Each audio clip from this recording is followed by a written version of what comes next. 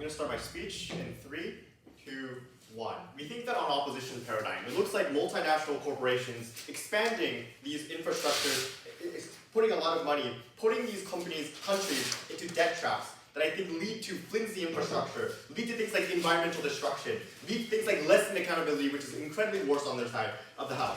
I'm going to forward 2 arguments in this speech.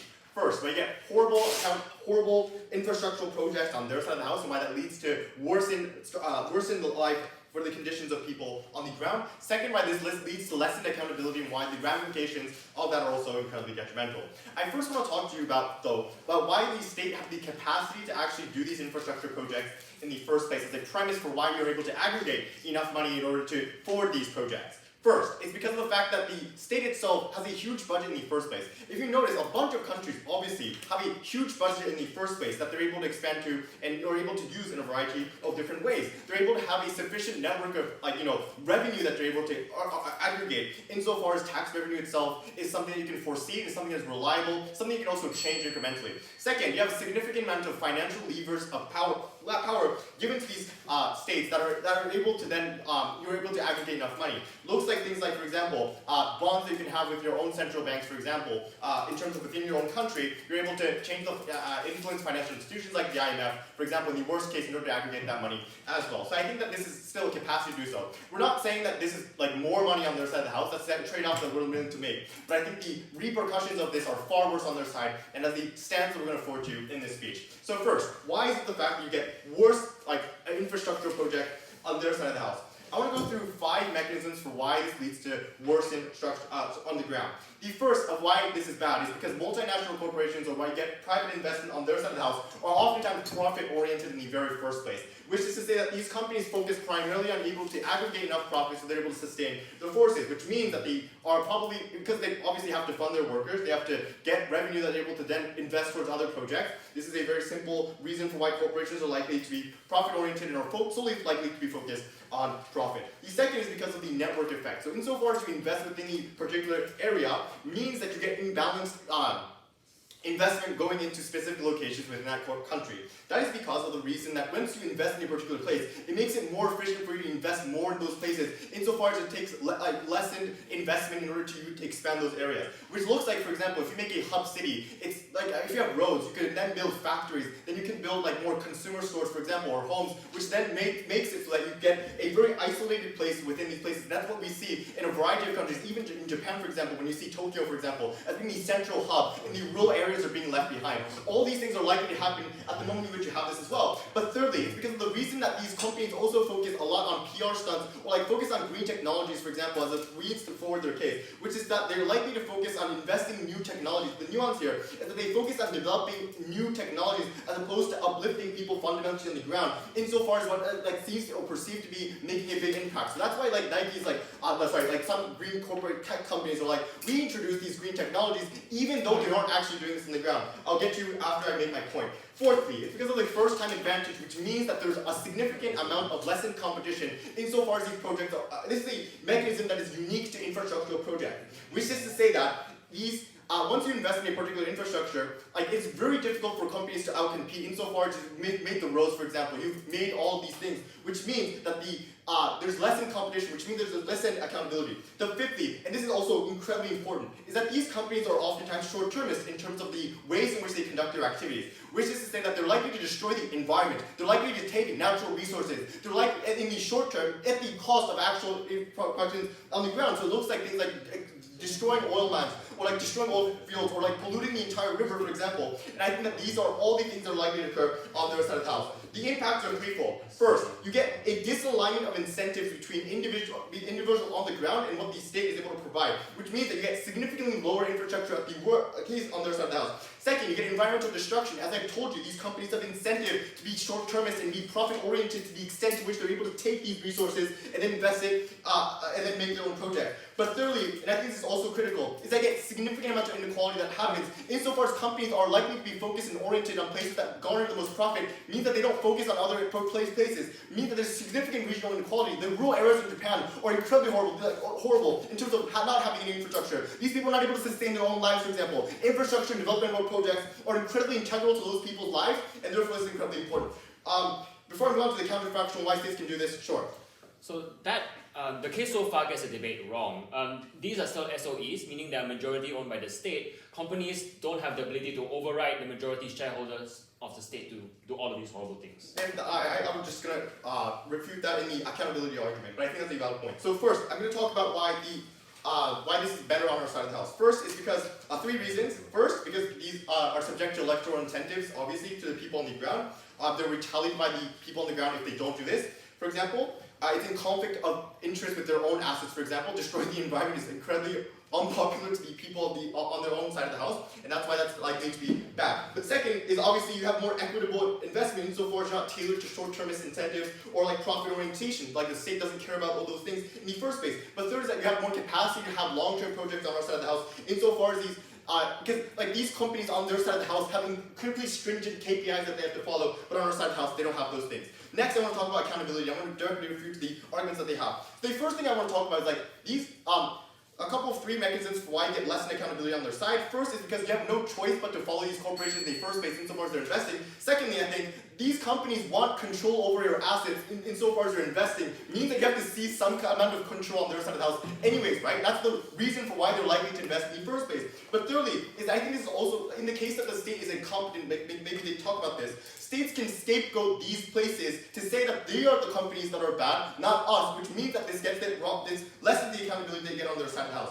What does this lead to in terms of impact? First, you get lessened accountability, which means that you're not able to change and rectify these systems, get the worst systems of abuse if you're not able to change these structures because the state is so not incompetent to be able to change this. But second, and this is also critical, is that you get more tensions within the state, right? Which is that people are now doubting the government because they don't because there's less accountability, means that you get things like protests, means you get things like riots, for example. You don't get cooperation within your company, within your own country, which means that you get at the worst case, that's significant amount of violence, but even the not so bad case, you just are not able to do these infrastructure projects in the first place when people don't align with the incentives of the state, and that is bad. Why that's better on our side is because one, you're subject to regular mechanisms, electoral incentives that I just explained. For those reasons, proud to propose. I thank the Prime Minister for their speech. I now invite the Leader of the Opposition.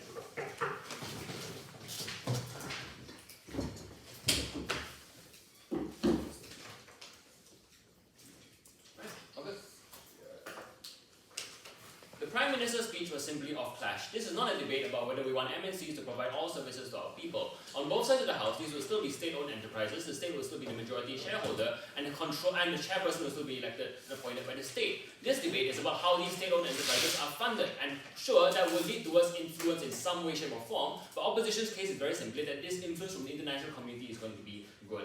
Let's start with the model. Our model is simple. We think that these private organizations are actually largely banks. There are a couple of rather than investors. There are a couple of reasons for this. The first is investors typically don't want to invest in things that they don't have majority shareholder in or don't have controlling stock over. This means then that odds are we're talking about local banks or international banks providing loans to these institutions which have a certain interest rates. This means that they don't have the ability to control completely how you run your business, but rather as long as you are able to pay them back the interest rate in time, they're perfectly comfortable with letting you run largely however you want. This also means then that it is that you also even if you can't find a bank that's willing to loan to your state-owned enterprise, we think you are perfectly able to get loans from other countries, from international organizations, groups like the ADB, AIIB. These are all perfectly possible sources of loans. But the second thing on the loan is that this debate is primarily about who should be the primary provider of loans, of subsidies. Meaning the state can still provide subsidies on our side in case companies are a pandemic happens and we desperately need state subsidies. The state might provide money on our side for those circumstances. But we think in general during normal times the state should be a minority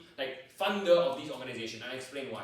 Two arguments therefore from first off. The first is on economic efficiency and how we get at more on our side, and the second is on opportunity cost. The first thing on economic efficiency, I have three mechanisms for this. The first is that there is a selection bias of contracts, the point at which the politicians and the states are the ones deciding which contracts to support and which contracts to fund and subsidize. Why? Number one, oftentimes politicians are able to allocate subsidies based on patronage networks. This means their ability to allocate subsidies to state-owned enterprises that are run and owned and primarily profitable to their cronies and their relatives, right? This also, but even if you are talking about a clean state which has perfect elections, you still need to talk talk about the political promises that politicians make. This means, for instance, that they promise that you are going to create a new state-owned organization is oftentimes a very simplistic one that you're able to promise to your people and provide subsidies to those. What's the comparative on our side?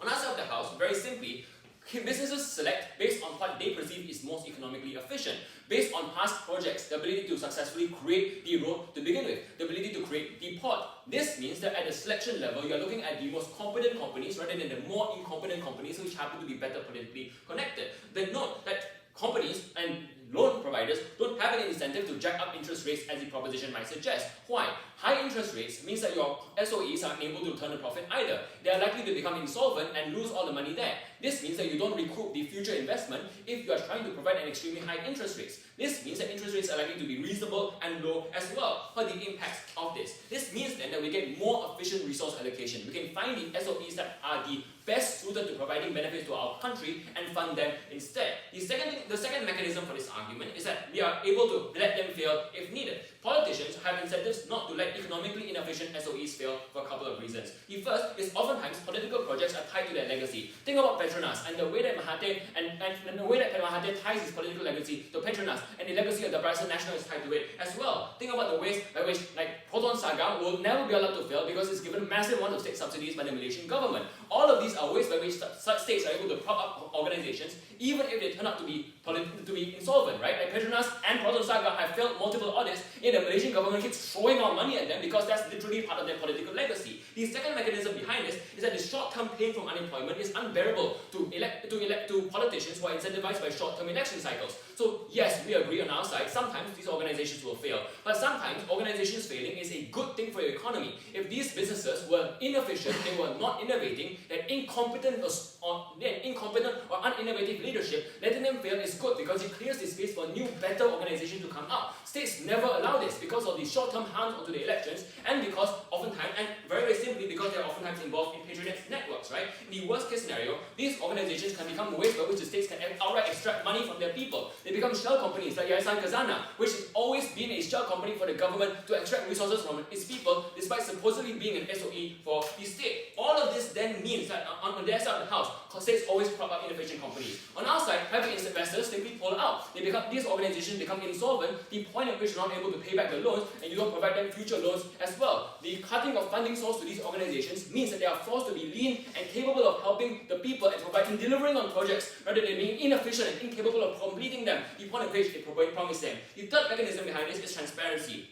Intuitively speaking, you don't want to invest in poor companies. You want to have things like audits and want to check whether they are working efficiently or not. But secondly, investors are beholden to international standards as well. This looks like FAFSA in the US, but America actually has extremely strict regulations on which businesses can operate in, and whether or not you can use American-owned companies to be linked with you. That's why the Department of Justice, for example, is able to investigate cases like 1MDB when Americans are involved. When we have majority of Americans involved in the majority of SOEs, this creates an international pressure for investors to be extremely careful, because once FAFSA cracks down on them, they can be fined, they can be kicked out of America, their licenses can be revoked internationally. All of this creates a strong incentive to crack down on corruption. All of this creates a strong incentive to avoid embezzling of funds, the appointment of stupid and incompetent directors to the heads of these organizations. I'll tell you soon. And all of this leads towards economic efficiency, the adoption of better production techniques, the adoption of better technology. All of this is beneficial. Sure.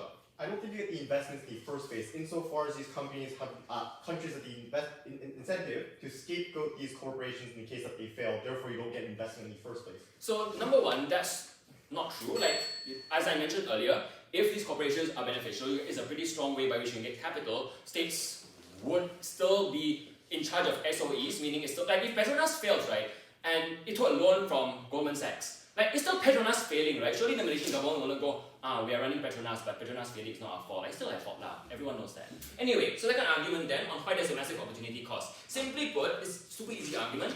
Money goes towards subsidies, towards SOEs, rather than towards welfare. And like intuitively, it is difficult to be able to raise money from the ultra rich in your country, especially if you're a developing state. This is because you're scared of capital flight. This means then that you have to raise money through GSTs and slashing welfare. Why is this bad? This is bad because when you have SOEs, governments can use it as a political shield for why they're not funding welfare. They're able to claim that the money they're sending to these companies will one day trickle down to the people, even if they're showing up in the pockets of their wives and the diamonds that they have. All of these are ways by which politicians are able to avoid accountability and helping the people. On our side of the house, when we no longer provide safe subsidies, all this money can very simply go to the people, helping the sick, healing the poor, and helping the poor, healing the sick, educating the uneducated. All of these are benefits we can promise you, the point of which you're not burning money, throwing it at a company that is wasting it, not providing proper innovations, not providing proper promises. Oppose. I thank the Leader of the Opposition, and now I invite the Deputy Prime Minister.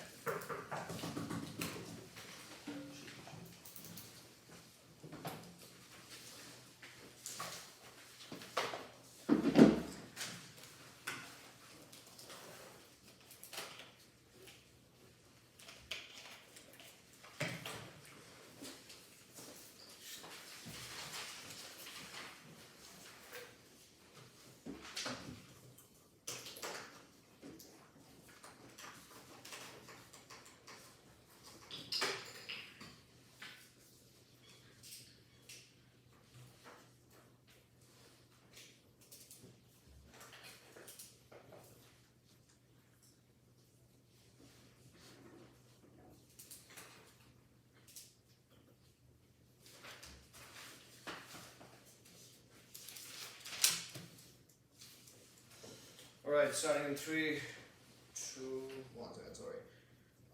Starting in 3, 2, 1. Firstly, let's clear it out. If you're taking a substantial amount of money to essentially fund an infrastructure project, you have to give a degree of control to the company. They have not demarcated to what extent, but it has to be substantial, as we pointed out. Because the company has to enter into a contract or a trade-off agreement in which it's putting in or locking up like millions of dollars. It probably needs which mine it should build, or essentially what degree of control or return it should get out of the mine. Because without the degree of control, like a company like Rio Tinto, etc., is not going to come in. Also, I don't believe that the example is valid. Literally, if that's true, then Rio Tinto and all these companies won't have been mining in developing countries in Brazil and Africa in the first place. You don't see like JP Morgan and Chase go into Congo. So I don't think this is intuitively valid straight off the bat. The reason why multinational companies do this in the first place is because they know that they want to resource extract as fast as possible. They want to exploit mines, they want to exploit natural resources, so they're going to get a quick buck on that return. I think the mechanisms are pretty valid in terms of the shareholders literally want a quick return on their investment because of the kind of like volatility and fluctuations in the stock market largely in general. You don't want to lock up assets in the long run, which wouldn't be detrimental for you. So that's why, point at which when you go in,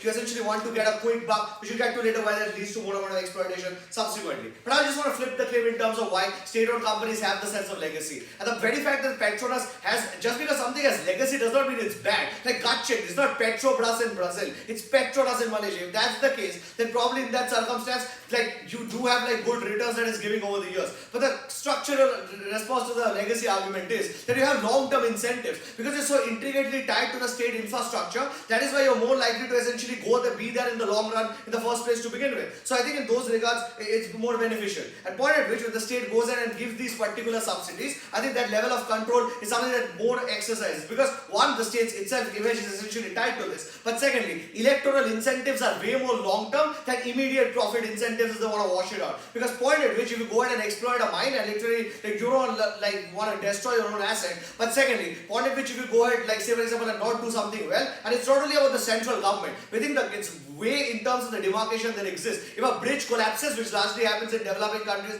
like poor infrastructural setup, the local politician and MLA is held responsible in that particular regard. So even the local politicians and councillors have incentive to ensure that this is not done in a wrong way, because otherwise that affects their electability in the long run, which companies simply don't care because there are a bunch of countries to choose from. Places, people like Rio Tinto, Schlumberger are literally too big to fail in the first place. But local politicians, local MLAs can't essentially risk their electoral potential because they very well know they can be ousted in the next election or in subsequent elections. That's the reason why they're more likely to be more aware of this in the first place to begin with. Firstly, why do we get long-term growth and why that's more sustainable growth? Firstly, within corporations, when we essentially allow them to create this infrastructure, are more likely because one, they have direct lines of accountability that the state does in terms of electoral incentives, in terms of ensuring that they get like positive feedback from the people largely in general and so on and so forth. Which means to say companies want to anyway alien and you know essentially that you can't essentially hold companies accountable.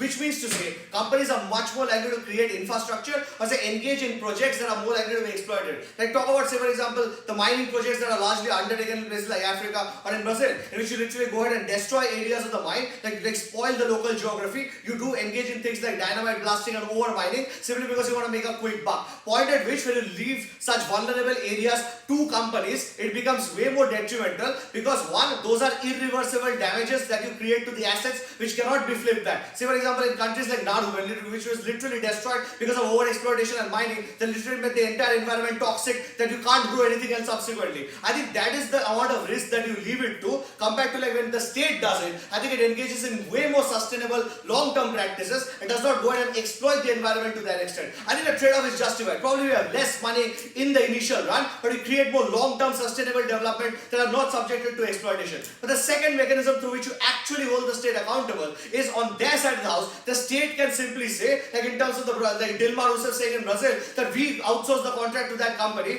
It's that company's fault. It's not my government's fault. I think that becomes more difficult for citizens to get a sense of accountability because they're not sure whether to blame the company or the government in that regard. And obviously, citizens don't understand complex bureaucracy and things like that. I think in that regard, it's more difficult for you to create a direct line of accountability. And it's not only citizens, things like media, so like to essentially go ahead and investigate this issue. They are also not able to understand whether it's either private contractors or essentially states that have essentially failed. So that becomes easy for the state to then also control the narrative and it should like suppress development and say why it's not happening or it's due to the private companies that it's not worked out. It's easy to shrug off that responsibility on their side of the house. Because on our side, you can directly hold the state accountable. So when the bridge essentially collapses, you know whom to go after. The media knows whom to go after. That's a direct line of accountability you create on our side of the house. You don't blur the boundary that happens on their side when you bring in private contractors. That not only makes the development more long-term and sustainable, which I think is incredibly important, especially in the developing world, but you create a direct line of accountability that citizens have access to,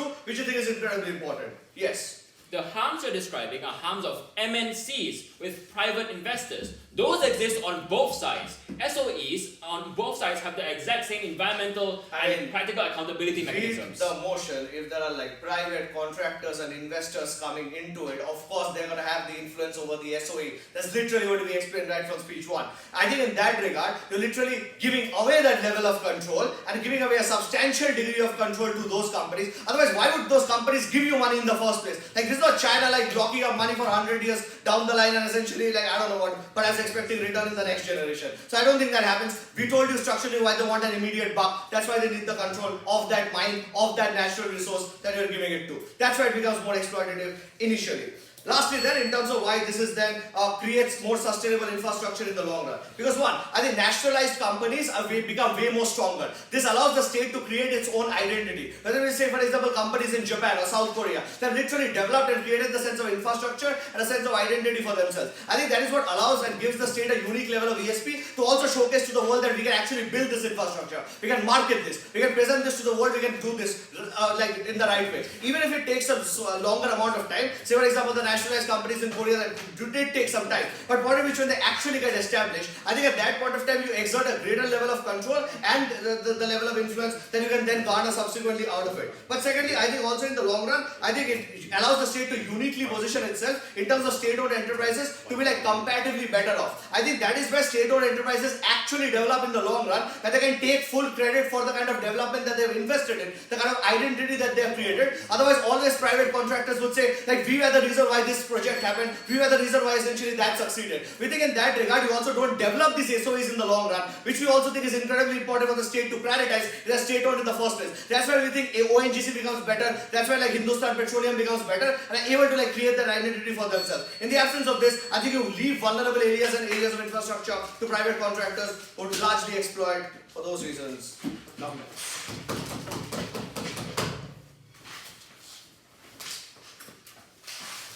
I thank the Deputy Prime Minister and invite the Deputy Leader of the Opposition.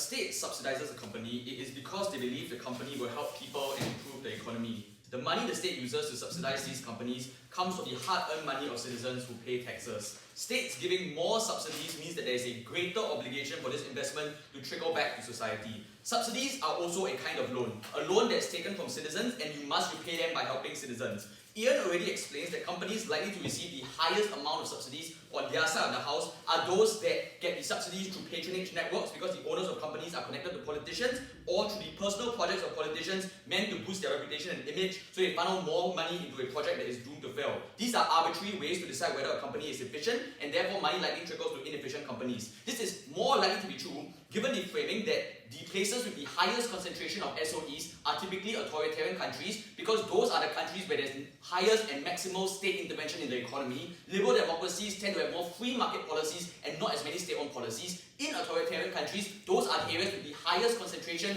of opaque patronage networks and the highest ways in which politicians use these projects to boost their reputation. The defense that we get from Deputy is that there are electoral incentives for these companies to perform well. I have three responses. The first, politicians can also scapegoat the failure of the company on external factors, saying that it's the West intervening or saying that the IMF caused these companies to fail. Secondly, politicians can disguise the failure of companies by pumping more money in, using state propaganda to disguise the fact that it's actually a failing company, to manipulate the balance sheet, to give the appearance that the company is actually doing well. So they pump in more money because they're too afraid to ever admit, they're too prideful to ever admit that their project was actually doomed to fail from the start. But the last thing, this assumes that this is something that voters vote on. But given the information asymmetry and oftentimes the practices of these companies are incredibly opaque, it is not a central voting issue for these individuals because they do not know that all of these companies are failing and they are corrupt in the first place. That's why the electoral incentive does not exist. Even if the companies they selected were good, the state subsidy breeds complacency, artificially lowering the cost of operations, artificially widening profit margins. There is no incentive to optimize your costs. There's no incentive to innovate. Non-SOEs will never be able to compete with an SOE that is being bankrolled by a government that has billions of dollars. So you are wiping out all the other competition of people who are presumably innovative or presumably incredibly efficient because you are artificially creating profit margins for this SOE. The impact of this is significant in the round because SOEs are deeply integrated into the domestic economy and the daily lives of people, providing public transportation so that people can get to work, manufacturing companies that form the backbone of the export sector and therefore government revenue, agricultural companies that form the backbone of domestic food supply. All of these companies on their side of the house will be run by inefficient conglomerates that are being bankrolled by this billionaire government. There's no incentive to innovate or no incentive to optimize costs. And the inefficiency of these companies are paid for by tax workers. The inefficiency of all these leaders to refuse to innovate because they constantly get paychecks from the government are paid for by the hard-earned money of citizens. Prime Minister gets the debate wrong. If you loan money, you are a creditor. Creditors do not have control over the decisions of a company. The people that have control over the decisions of a company are shareholders. That is called equity financing. Loaning money is called debt financing. You do not control the internal operations of a company. Therefore, you should disregard arguments about being forced to exploit the environment because that's not the structure of the agreement when you loan money to someone. Their next claim was that creditors will seize collateral. This is not true. Not all creditors are China. Only a minority of loans are collateralized because as an asset manager, you have no incentive to claim a train station because you don't know how to run a train station. Therefore, the majority of creditors have liquidation preferences, not collateral obligations in the loan agreement. So they'll just liquidate whatever assets the company has if they fail and get the money back. They don't need to demand collateral. So that worst case harm on their side does not exist. The pushback that we get from Deputy is that because you give them millions of dollars, you need to get some control in return. No, that is not the way that loan agreements work. Because you are giving them so much money, you would select for companies that have good leadership, have good practices, and they are safe, have good credit ratings, and you've done the risk assessment. It's not like you will interfere in the decision making of the company. And the simple intuition pump, if you don't understand basic business, is if the bank gives you a student loan, they don't control what you do with your life in order to make sure that you pay back the loan. They just make sure that you have a good credit rating. Banks don't demand you must work this job and work part-time in order for you to pay back the loan. They don't control your life. If you are a creditor, you just select companies that are likely to pay you back. It is ridiculous that creditors actually control the inner workings of the company. Therefore, investors do not make business decisions, shareholders do, and Ian explains why these investors will select incredibly carefully. They'll select companies with good leaderships, and here's the catch. Western investors are ESG investors, which means that they will invest based on the criteria of whether this company is protecting the environment or not. So on this clash on which companies are more environmentally friendly and are more socially friendly, we win this by a large margin because the investors are likely going to prop up and loan money to the most progressive companies that meet the ESG standards that all of these large asset managers have on their side of the house. Do the politicians care about the environment? Do the politicians care about things like the working conditions of all of these individuals when there are a plethora of other political issues that disguises all of these electoral incentives? The politicians will instead prop up and loan money and give subsidies to all of these companies that are hurting the environment because they don't have the ESG incentive that we have in terms of Western investors. Before I move on, PY. Yeah, so you talk about credit ratings, you talk about environmental friendliness. I just do not understand the incentive for why companies are this altruistic to the extent to which they're able to invest in these environmental projects, even though they might be failing. The reason is because if they do those things, they get money from private contractors. Given that they only have a small bit of state subsidies on outside of the house, they have to make up the rest of their financing through somewhere. The main avenue is through all of these private contractors and external investors. All of them have ESG standards. So even if companies don't altruistically want to care about the environment, they financially have to now, because the way that they access global financing is actually to show that they take care of the environment. That's the incentive that exists on outside the house. There's no competitive incentive that exists on their side of the house. The broader claim that they make is that private investors are predatory and therefore all of these loans will be absolute shit. I genuinely believe this is untrue. Firstly, formalized financial institutions have fixed interest rates on their loans. They can't just adjust interest rates floatingly. Like not all creditors are China where there are ambiguous interest rates. Many of these are formalized financial institutions like banks, like asset managers where there are fixed terms on the agreements and fixed interest rates that cannot just change and fluctuate. Second, and this is the important response, there is literally no logical reason to believe that interest rates on these loans will be high. There is no incentive for a creditor to cripple the company they are investing in. If the company fails, they lose a stable supply of interest payments. So, if you are a creditor and you want to get a stable supply of money in the future, you have an incentive to ensure that this company can exist in the long term so you can constantly get the repayments back, so you can constantly sell the corporate debt to other individuals. When the company fails, this means that you have lose your supply of money on your side of the house. So, given that this is the incentive, they would not have interest rates that add external financial pressure that will cause the company to fail. They are also in line and want the company to succeed. For all of those reasons, extremely proud to propose. I thank the deputy leader of the opposition and invite the government.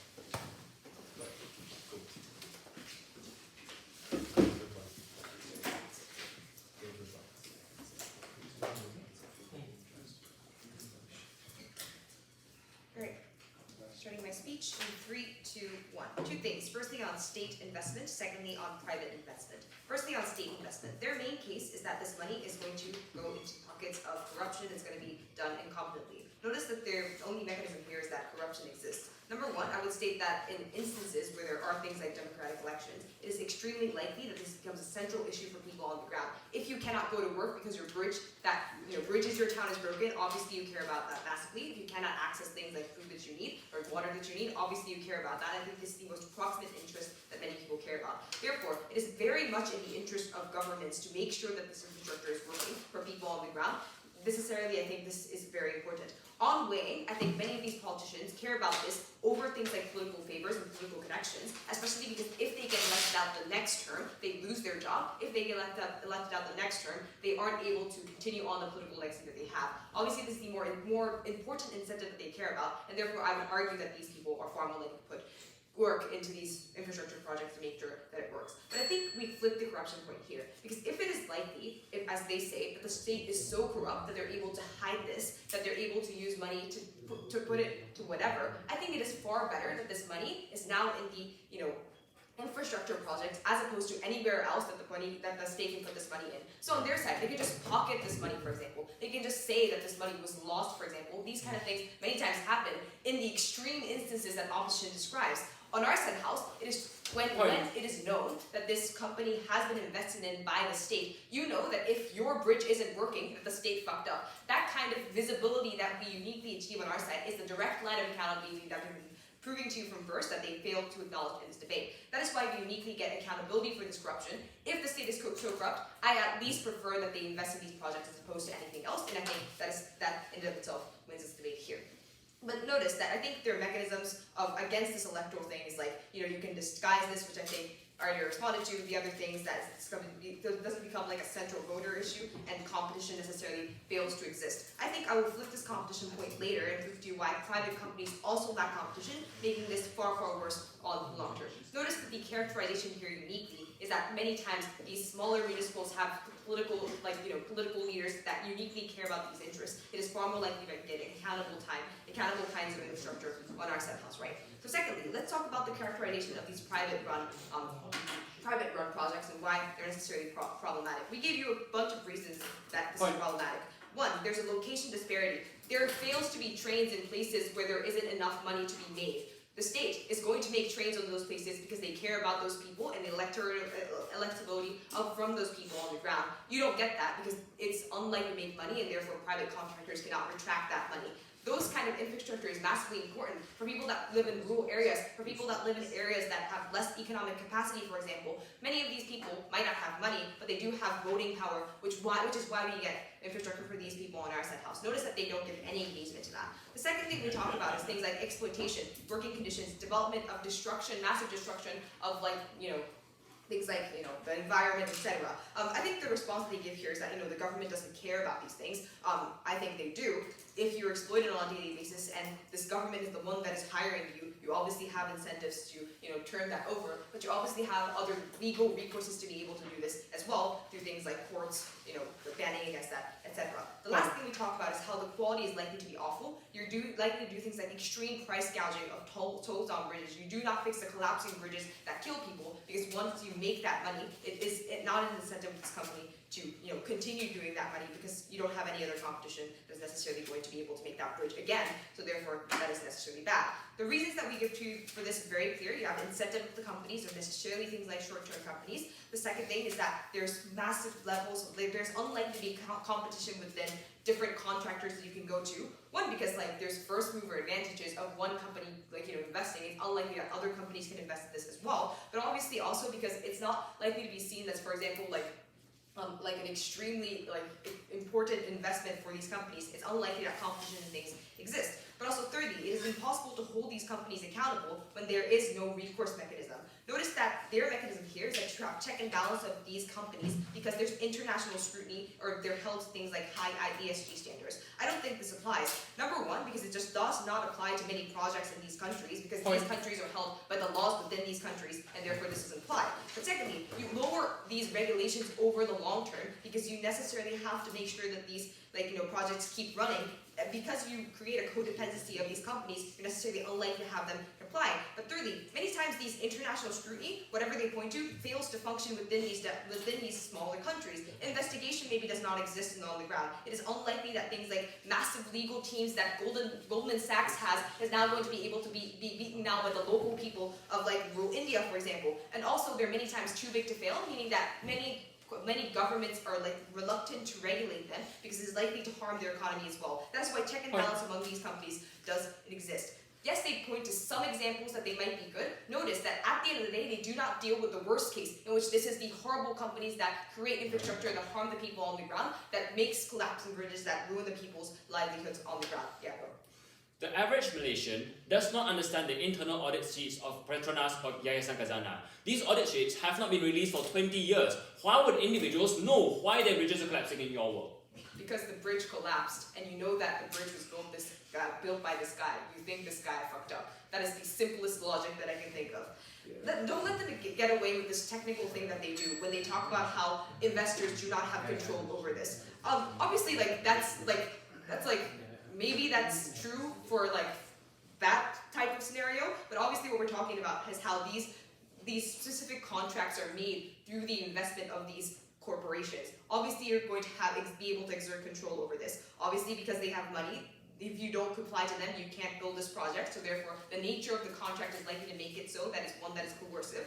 As we told you, things like competition is unlikely to happen, meaning that the nature of these contracts over time become one that is considered coercive as well. You 3, dependence over time on them, because if you aren't able to retain that money, you can't continue that project, and therefore you also have to, comply to the things that they necessarily say as well. So maybe, so I believe that they do exert control over this, but even if that isn't the case, what we already proved to you is how the impacts that occur from these these projects being done horribly, or these projects not existing equitably, harms the people on the ground at the get-go. For all these reasons, proud to propose.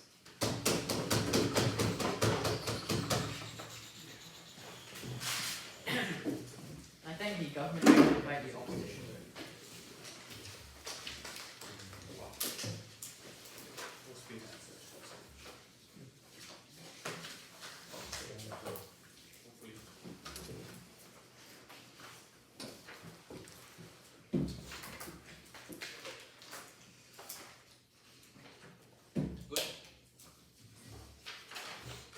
As per DPM's advice, I'll read the motion.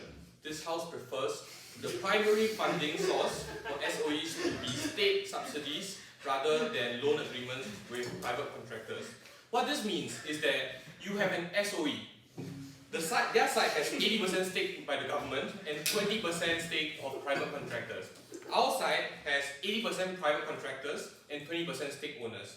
The reason why I highlight this, and it's very important, is because all the arguments under their side about how private contractors are really, really bad happens under their side as well. But what's worse is that there's an incentive for politics to come into play, and there's politics that hides all these infrastructural failures to a large degree, to the point where the businesses cannot function to a large degree, and the private incentives that can work, as we have explained right from the very get-go, doesn't work on their side because politics affect businesses. And we think that this is important because they don't explain why exactly politics will allow, beyond the electoral incentives, will allow for these businesses to work. I'm going to talk about a few things. Number one, are private banks a good idea? Number two, risk. Number three, which model allows for SOEs to function? And lastly, the externalities behind it. But first and most importantly, are private banks a good idea? And we pointed out at the very beginning, we are comparatively better because when we base primary funding of SOEs to be banks in the following ways. One, with major SOE funding, there are political interests to prop up failing companies. What this means is that you guarantee stability, and these companies don't need to fight for their sustainability to begin with. What this means is that you have the creation of shell companies that often survive on the basis of this state-owned enterprise funding them to begin with, without any ability or without any interest to even finance themselves or even earn their keep to begin with, right? What this means is that you are less likely to innovate, less likely to incentivize to create more things, and as a result, you tend to have an illusion of success, especially when you have state media or all these institutions that prop up your businesses to suggest that Petronas is a big deal, to suggest that your what's the car called, whatever the car is called, is also a big deal to begin with.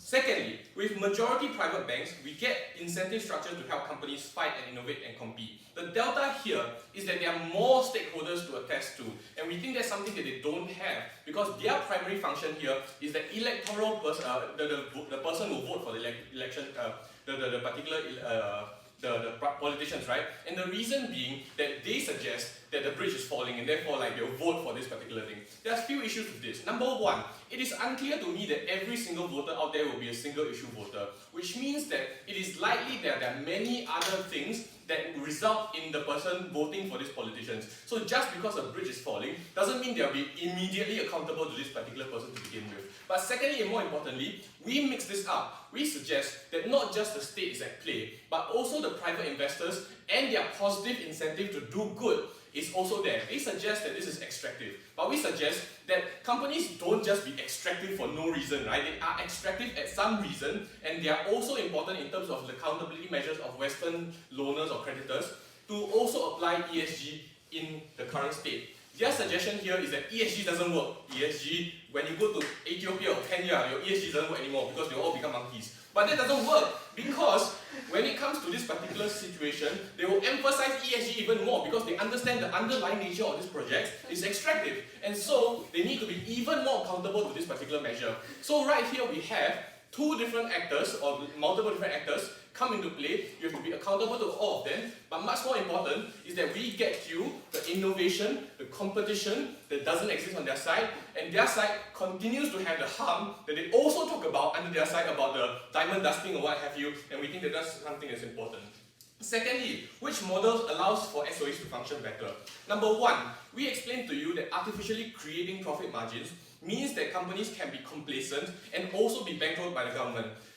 And the second thing we also explained is that the liquidation and not the collateral, right? Which means that the likelihood of the company failing and then being liquidated is much higher. So to the extent that we think both sides projects are failing, we think there's likelihood of this particular project being liquidated, which means under their side, they raise more and more money to liquidate their particular businesses after developing it for a few years. What this means is multi-million-dollar projects that essentially amount to nothing. But under their best case scenario, they get many ghost towns in China. They get many situations where they develop the businesses only for nothing to happen and nobody using those infrastructures to begin with. We think that's much worse. But the worst thing is that you eliminate competition. Kevin tells you very from the very beginning from his speech that nobody in their right minds will compete with a giant company willing to bankroll these particular companies to begin with. And as a result, what happens is that you lose the kind of competition that fights against this particular industry, that also has to find an edge so that you can bid with these particular investors to begin with. But secondly, we think the accountability measures are much better to begin with.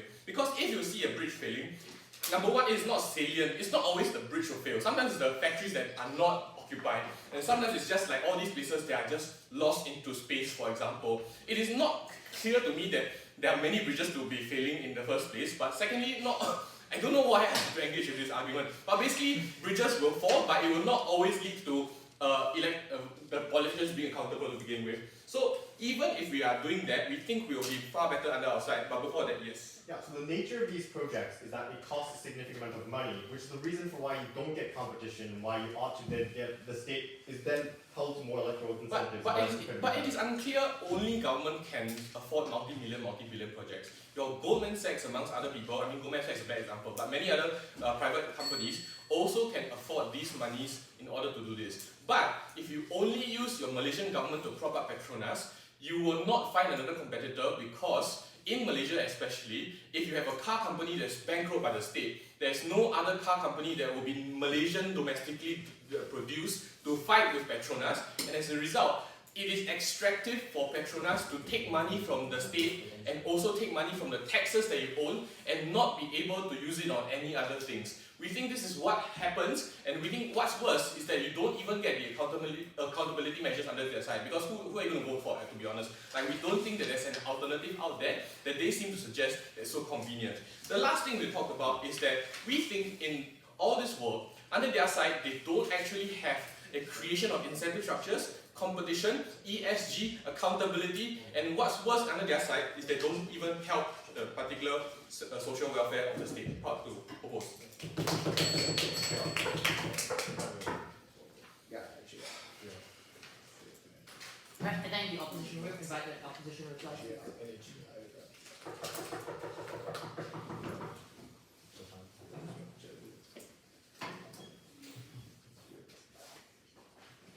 Let's go.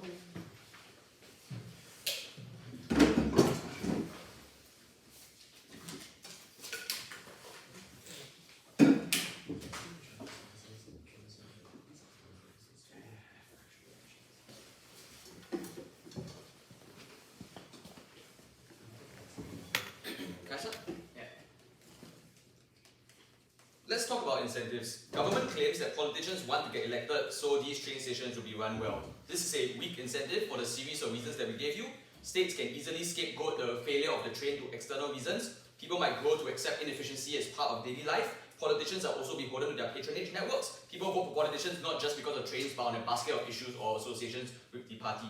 Each of these individual reasons dispute their electoral incentive, but also are twice as strong given the context of authoritarian countries, which we told you are the places with the highest concentration of SOEs, because those are the places with highest intervention from the government in the economy. So in the context that we're talking about, these are the areas where the patronage networks are the highest and transparency is the lowest, which means that all of our reasons for why there isn't an electoral incentive are the strongest in our context, defeating the electoral incentive on their side of the house. But politicians having good incentives is one step behind our case, because our case wasn't just that politicians would subsidize poorly, it was also that subsidies themselves are bad, because a subsidy with no strings attached is something that breeds complacency and causes a lack of innovation, because there's no competition, because no other company is getting bankrolled, because there's never a need for you to optimize costs or never a need for you to maximize profit margins, because you are doing business on easy mode because you're getting fat paychecks from the government. So even if their side had politicians that miraculously selected well, the fact that they're subsidizing it instead of giving a loan with a condition attached meant that the companies eventually over time became worse and worse. On our side, creditors will only loan to companies with good credit ratings and comfortable profit margins. Companies have an incentive to be efficient so that they can get more loans in the future. Companies have an incentive to make sure that they don't go bankrupt so they can make the interest payments. All of these are incentives for why under a system of loans, it creates good incentives in the company leadership. They want to get access to future loans so they can do more projects. They want to ensure that they can make their interest payments and not go bankrupt. Those are the incentives and the pressures that we put to ensure that company leadership is directed in a way that is good. They do not have a reason to suggest that subsidies from the state will change leadership in any significant way. If we win this clash, we win the debate by a large margin. Because if inefficient SOEs were a reality on their side of the house, notice how this affects food supply. Notice how this affected the daily lives of individuals and their ability to access healthcare. Notice how this affected the economy of the country because these things are tied to the export sector.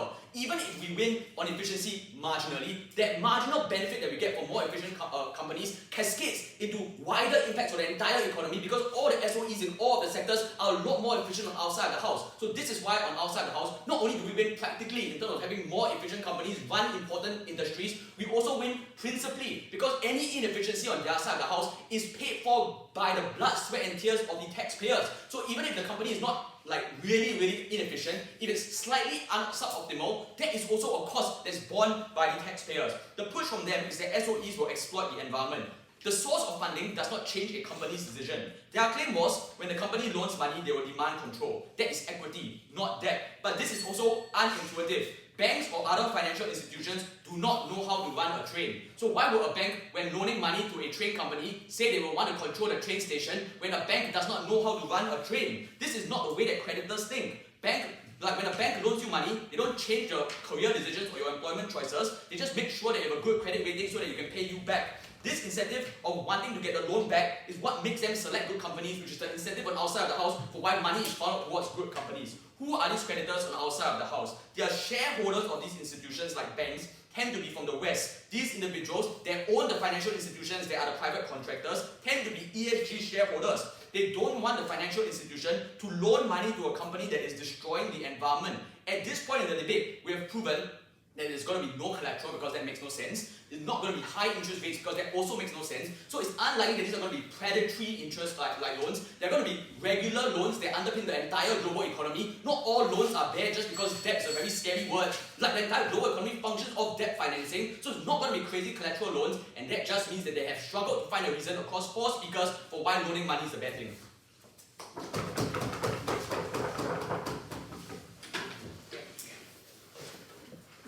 I thank the opposition reply speaker and invite the government reply.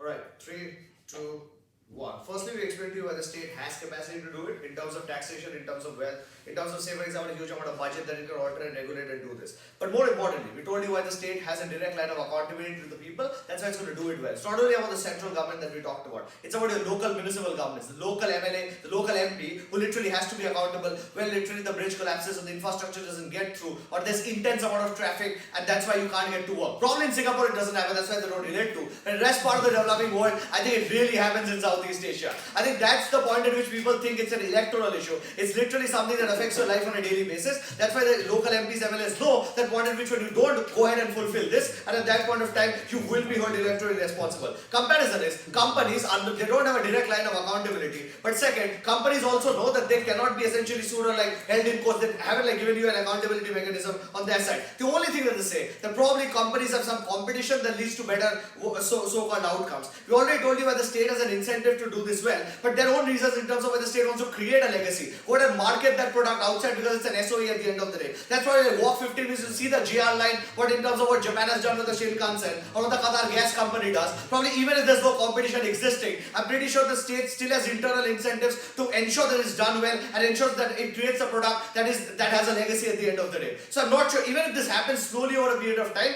we still think it's better because it's more sustainable and more like in the long run. Then they say, well, corporations will be held accountable because what? ESG compliance. I mean, I can run the Amazon exploits workers in Bangladesh nonsense, but I'm not going to do that. The reason why they actually will go ahead and exploit is because developing countries cannot enforce compliance with the ESG laws in the first place to begin with. They don't have judicial systems to essentially go ahead and enforce the same. And if you're inviting a company because you're cash strapped in the first place, going ahead and suing that company is the worst last possible thing you want to do. That's why Amazon gets away, Rio Tinto gets away. These are all Australian MNCs, Western companies, so on and so forth. So one, this is counterintuitive in terms of compliance, but secondly, we think they're likely to get away because the kind of situation and the establishment that you offered them in the first place to begin with. States can be directly held accountable through electoral mechanisms, and at that point of time, like this does not applicable. But also the structural reason we give you that it's easier to identify the line of fault, which means that the state has direct, like what do you call, influence into this. State cannot shrug off its responsibility to a private contractor and say that is the reason why they're not able to give you development.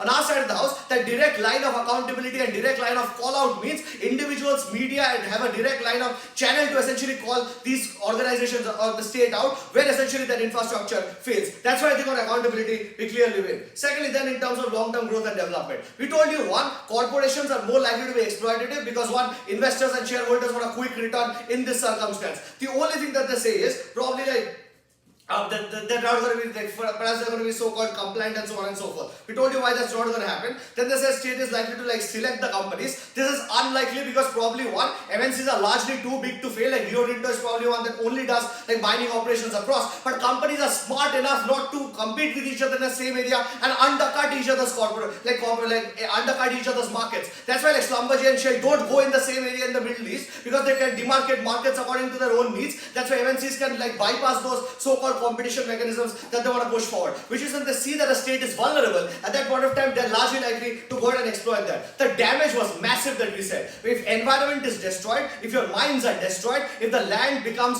like difficult to have agriculture subsequently, that creates irreversible damage on your asset that cannot be recovered, which means at that point of time you create a way more vulnerable situation in this circumstance. We told you why the state, one, would care for its assets comparatively more, but secondly would do this in a more sustainable manner.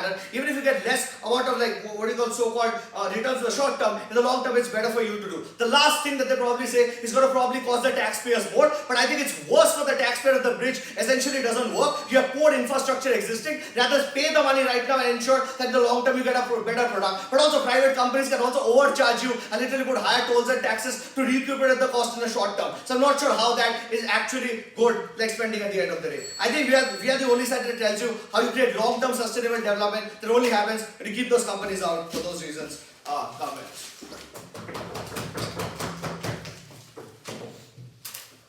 Thanks to both teams. I will call you back in the next 15 minutes.